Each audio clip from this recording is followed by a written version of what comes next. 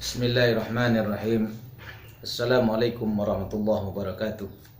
Alhamdulillahi rabbil alamin. Wassalatu wassalamu ala asrafil anbiya'i wal mursalin wa ala alihi wa sahbihi rasulillahi ajma'in. Asyhadu an la ilaha illallah wahdahu la syarikalah. Wa asyhadu anna Muhammadan abduhu wa rasuluhu la nabiyya ba'da.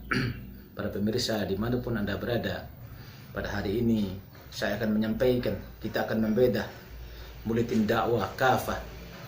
Kebetulan sekarang edisi yang ke-148, bertepatan dengan tanggal 11 Zulqa'dah 1441 Hijriah, yaitu tanggal 3 Juli tahun 2020 Masehi. Di dalam membedah buletin ini, kita akan membacakan kepada kita bersama, kemudian sebahagian yang penting saya terangkan kepada Anda. Kalau serasa penjelasan sudah cukup, Anda cukup mendengarkan saja dan memahami apa yang saya ucapkan. Jadi judul buletin ini adalah Anti Khilafah Dulu dan Kini. Jadi buletin ini ingin menjelaskan kepada kita bersama bahwa yang namanya orang-orang yang anti kepada khilafah itu sudah terjadi sejak zaman dahulu kala sampai hari ini. Oleh karena itu tidak usah heran ketika ada orang-orang yang tidak suka anti kepada khilafah. Karena memang sejak zaman dahulunya sudah ada orang-orang yang berperilaku seperti itu. Di tanah air, khilafah terus diperbincangkan.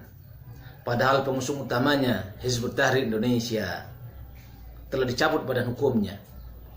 Sepertinya dalam jangka panjang, isu khilafah juga HTI masih tetap akan dimainkan. Setidaknya untuk terus digoreng, dijadikan kambing hitam, atau sekedar untuk pengalih perhatian dari ragam persoalan yang gagal diatasi oleh rezim saat ini. Khilafah bahkan selalu dituding sebagai ancaman, padahal jelas ancaman itu datang dari bahaya laten komunisme, juga dari bahaya nyata kapitalisme liberal yang sejatinya menjadi sumber utama krisis negeri ini. Jadi kalau kita lihat, sebenarnya isu khilafah ini hanya pengalihan isu saja. Mereka telah gagal, komunisme telah gagal, kapitalisme telah gagal. Sehingga untuk mempertahankan kondisi mereka mencari kambing hitam. Mereka mencoba mengalihkan isu. Seperti orang melihat ketika lampu mereka buram, maka mereka berusaha mengurangi cahaya lampu orang lain. Padahal seharusnya tidak begitu.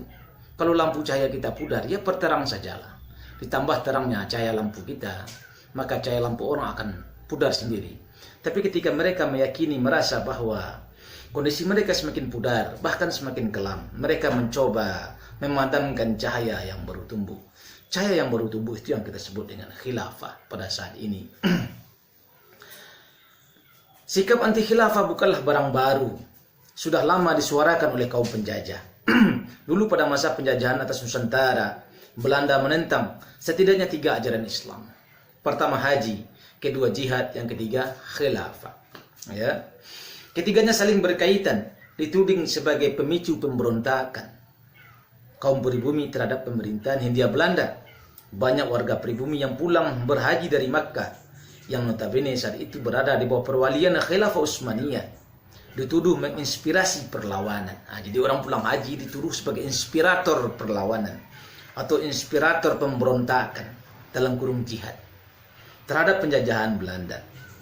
Bisa kita lihat dalam buku, dalam Republika, Haji, Jihad, dan Kekhilafahan, Nasihat Ugronye bagi Kolonial, Republika 13 Agustus tahun 2019. Jadi Khilafah Utsmaniyah memang tak main-main dalam mendukung Nusantara. Khilafah pernah mengirimkan perwakilannya ke Batavia. Konsulat Khilafah Turki menyokong gerakan-gerakan pribumi Islam. Sumatera Pos memberitahukan bahwa Khilafah Turki Utsmani mengirim misi rahasia untuk mendukung kaum muslimin di Nusantara. Bahkan konsul Belanda di Konstantinopel telah memperingatkan pemerintahan Belanda bahwa utusan rahasia Muhammadan telah dikirim dari Turki ke Indonesia untuk memotivasi orang-orang Islam agar memberontak kepada penjajah. Jadi mereka, orang-orang Belanda, sudah meyakini, sudah menyadari bahwa salah satu inspirator juga pemberontakan atau perlawanan atau jihad terhadap Belanda adalah khilafah. Jadi yang pertama haji, yang kedua khilafah. Karena itu wajar jika penjajah Belanda sangat anti khilafah. Sikap anti khilafah ini sekaligus mewakili ideologi kapitalisme barat yang memang anti Islam. Sikap yang sama juga ditunjukkan oleh kalangan yang berhaluan komunis. Komunisme sebetulnya rival utama kapitalisme. Hanya saja kedua-duanya sama-sama memusuhi Islam. Karena itu wajar jika kalangan komunis pun bersikap anti Islam dan tentu anti khilafah. Mereka takut dengan gerakan khilafah. Itulah yang juga ditunjukkan pada masa lalu oleh Lenin, pemimpin negara komunis Uni Soviet, terhadap gerakan khilafah. Jadi sebenarnya komunisme dan kapitalisme itu orang yang berbeda. Pemikirannya berbeda, caranya berbeda, tapi mereka bersatu ketika berhadapan dengan Islam.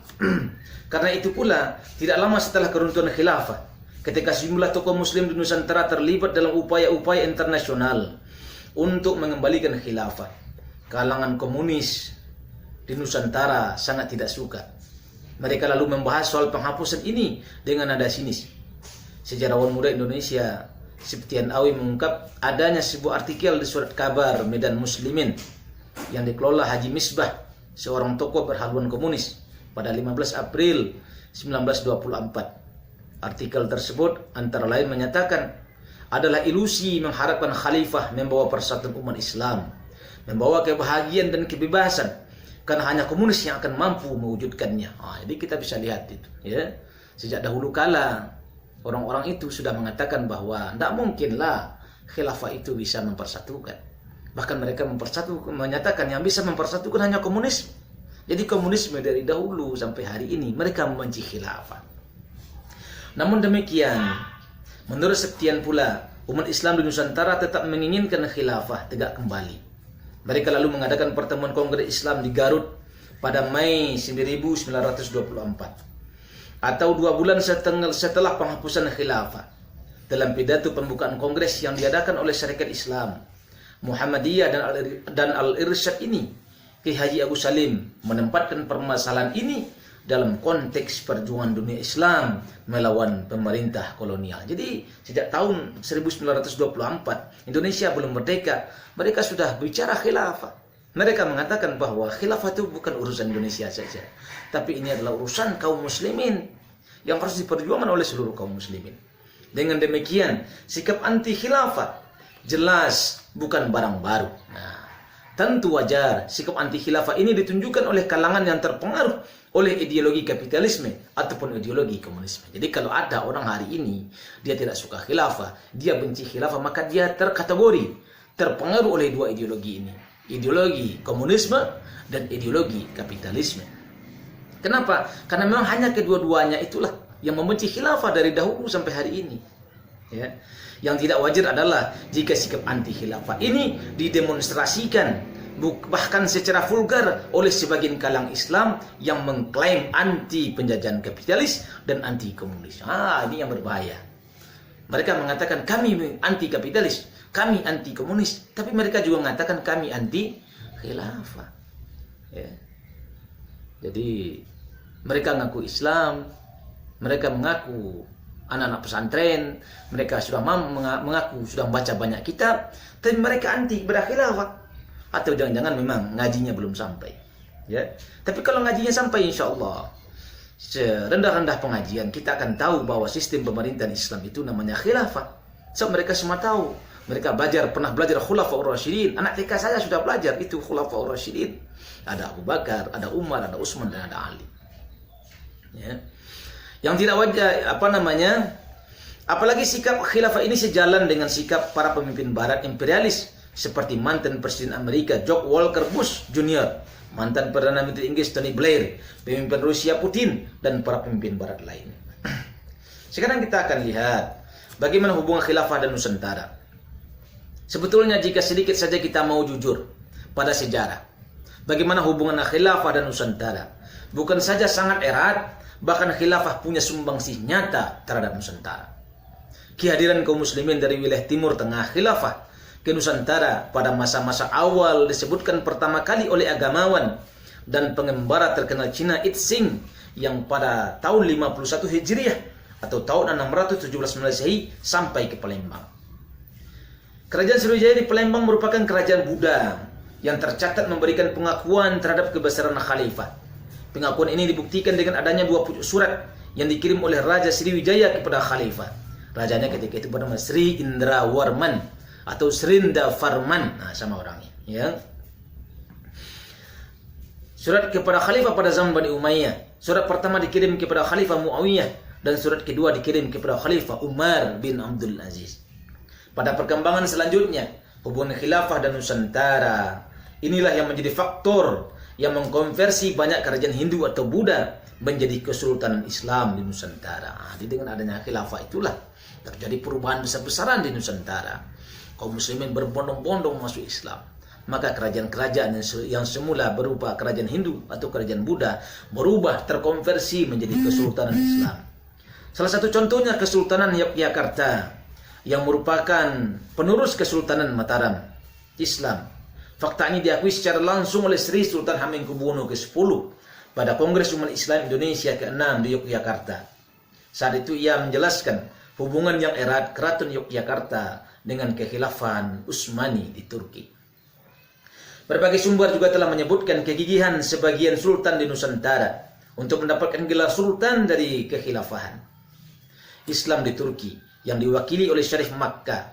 Hal ini menunjukkan hasrat kuat mereka agar mendapatkan legitimasi dari kekhilafahan. Fakta ini diakui antara lain oleh sejarawan Muslim Tiar Anwar Bakhtiar. Jadi kalau kita lihat bagaimana orang-orang raja-raja di Nusantara berlomba-lomba datang ke Makkah menemui Syarif Makkah. Syarif Makkah merupakan wali, ya, wali bagi Indonesia bagian timur, wali bagi wilayah Nusantara. Maka kewalian Makkah itu sampai ke Nusantara.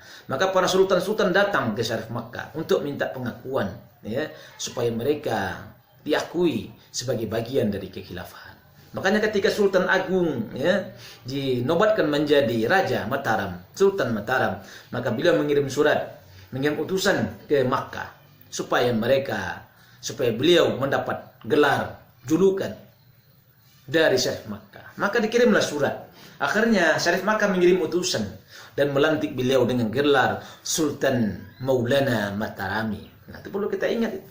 Ya, Sultan Maulana Matarami. Itu sultan diberi gelar oleh Syarif Makkah. Bagaimana sumbangsi khilafah? Khilafah Turki Utsmani memiliki posisi sebagai khadim al-Haramain, penjaga 2 kota suci yakni Makkah dan Madinah. Pada posisi ini, Khilafah Utsmani mengambil langkah-langkah khusus untuk menjamin keamanan bagi perjalanan ibadah haji kaum muslimin di seluruh dunia. Khilafah Utsmani misalnya mengamankan rute haji dari wilayah sebelah barat Sumatera dengan menempatkan angkatan lautnya di Samudra Hindia pada tahun 904 Hijriah atau tahun 1498 Masehi. Fakta lain menurut Nuruddin Ar-Raneri dalam Bustanus Salatin, penguasa Aceh Sultan Alauddin Riyad Shah Al-Qahar pernah mengirim utusan ke Istanbul untuk menghadap Sultan Rum atau Khalifah Turki Utsmani. Utusan ini bernama Husain Effendi yang fasih berbahasa Arab. Pada Juni 1562 Masehi, utusan Aceh tersebut tiba di Istanbul untuk meminta bantuan militer Khilafah Utsmani guna menghadapi Portugis. Hubungan Aceh dengan Khilafah Turki Utsmani terus berlanjut, terutama untuk menjaga keamanan Aceh dari serangan Portugis. Ini bisa dibuktikan ini. Pergilah antum ke Aceh, Anda semua ke Aceh, maka Anda akan menemukan sebuah makam, ya, satu komplek makam yang diisi oleh makam-makam dari kekhilafahan Turki Utsmani. Sekarang kita lihat fakta sejarahnya. Dengan demikian, eratnya hubungan khilafah dan Nusantara merupakan fakta sejarah. Wajar jika kalangan muslimin di Nusantara menunjukkan kepedulian luar biasa saat Khilafah Utsmani diruntuhkan tahun 1924. Mereka pun terlibat dalam upaya internasional untuk mengembalikan khilafah.